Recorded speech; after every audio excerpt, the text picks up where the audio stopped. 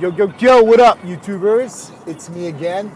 Alright, so, real-time issues. This just happened within the last hour. I found out my truck, it's junk. The engine is shot.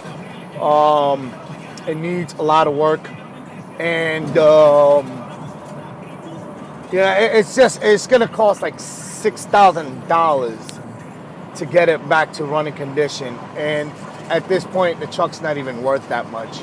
It's not even worth fucking $800.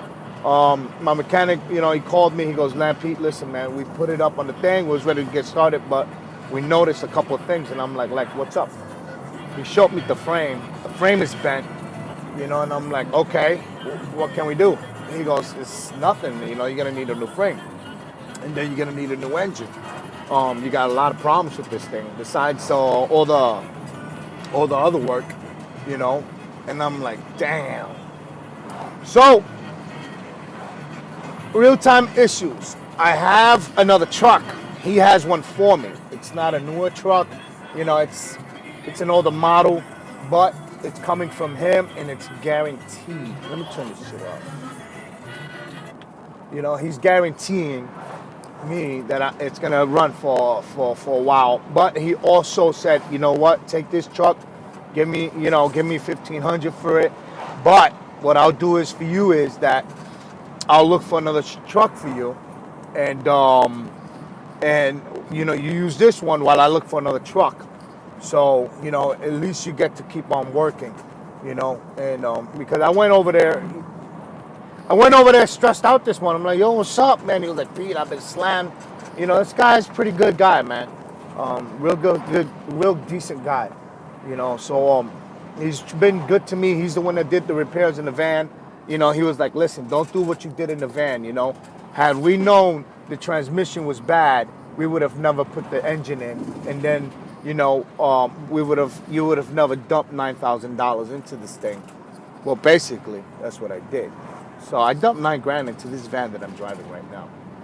He was like, if, had he known, it had transmission issues, he would have never agreed to put the engine in. So I respect that. And, that's very, it's just, he saw that, me not having my van and then having so many issues back to back and then having to just bleed money. He was like, look, I don't want you to start this season this way. So take this truck that I got, work with it for a while, and then come see me. I'll let you know when I get a good, decent truck. And I was like, okay, good. So that's what I'm doing now, Stuff like this, man, you got to anticipate. I was anticipating something similar in mind, but for him to tell me that the truck was junk, really, like, fuck. So what do you do at this point, man? This is why you gotta, take your time and think things out. Especially if you're a small guy like me, a mom and pop type deal. Where, things that can affect you. Excuse me, I got a cold. I don't know. When things affect you, how you deal with it. How do you roll with the punches? Do you fucking freak out? Yeah, I freaked out. But I was like, wait, I gotta, I anticipated this. I got, I'm more calm about things now, man. Before I was like, it's the end of the world. What the fuck? This and that. Nah, man, it's better to just take your time, think things through, and work with what you have and make the best of it. I was actually ready just to pull the trailer with the van, but I don't want to ruin the van. This is a good, strong running van, and it's under warranty. So if something happens, I'm covered when it comes to the transmission and engine. But anything else, I'm fucked. But it's a good running, it's a good running van, and I'm never gonna see my money back from it. But as long as it can get me from point A to point B, and it starts every morning, and I keep keep it oiled up and all that stuff, I'm good. It's good money. But this reflects on you guys now. Oh man, I'm congested. when you guys hit little setbacks, you know, don't freak out, man. Take your time and think things through. You know, like I was saying before, what is the next best thing that you can do? You know, and you know, always give yourself some breathing room. Give yourself some time. You know, and you'll come out okay if you think. You know, just remove yourself from the situation and look out the box versus freaking out, because sometimes, man, you know, people on panic mode, or, you know, like, what am I gonna do? Listen, man. Worst case scenario, you're late start, you know, you fall back a little bit, and then you just gotta pick up the pieces and work with what you have, you know. So that's what I'm doing right now, you know. I'm like, okay, my truck's fucked. Okay. All this money and time I invested into it. Okay, fuck it. It is what it is. So I got a beater. It's a straight up work truck. Nothing for looks. I don't need to look fancy. As long as it gets me to one grass cut to another, I am set. And plus, it's guaranteed. You know, it's covered bumper to bumper. You know, and he's gonna get me a new truck too. So I'm all right. Right now, I just gotta I gotta hook up the trailer now, which I don't want to do, but I have to. I gotta hook up the trailer, and I gotta meet someone. I'm probably gonna be pushing. I'm gonna try and sell the two mowers that I'm not gonna need anymore, which is the Ferris 48-inch walk behind. I didn't want to sell it, but at this point, I got one badass mower that will make up for it. So I'm okay with letting it go. You know, am I gonna see the money that I've invested into it? No, but I know I'll probably get more money than I would from the zero turn. So, you know, you work with what you have and you make the best of it. You know, there's always opportunities and options, man. You just gotta think things and think clearly. You know, but you know, so this is some real time shit.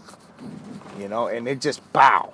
You know, for me it was like, okay, good. What the fuck? You know, what are we gonna do now?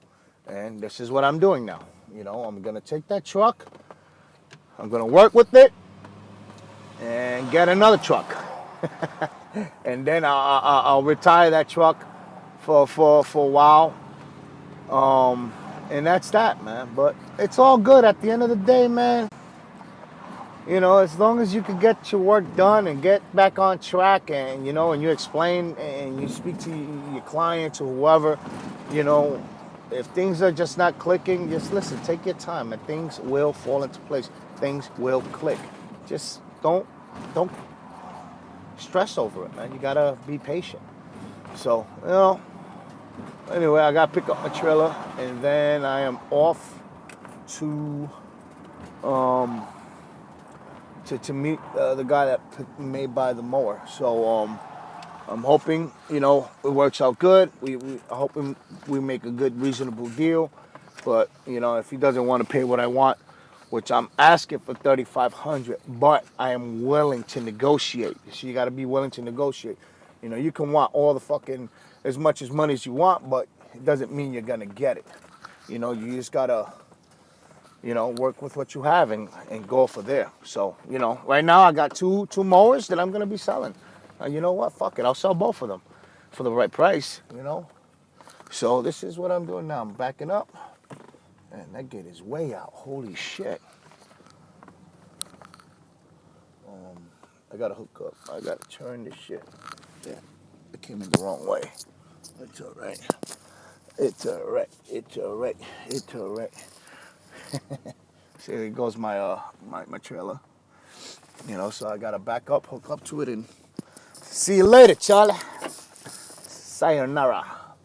You know, you gotta be cool and collective. So I'm all right. Shit, man. Oh man, I'm real congested though. I gotta try to hawk this shit out though. So now I just gotta line this bitch up and get it out. I haven't moved the trailer for a while, so, you know, I gotta check the brake lights if they work, which I'm pretty sure they do. You know, a couple other things, but it's okay, man. You know, make sure it lines up. My rears. Okay. I'm so used to driving this shit, it ain't funny. Okay, let me stop because the trailer's a lot higher than the actual bumper in the van. Let me show you guys. Oops. See, it's just, oh man, I got my big old meat hands. Did it turn? Can't see shit. Okay. It's a lot higher, so I gotta drop it. And that's it. But yeah, man. Okay, that's raising it. Now I'm gonna drop it. And that's that.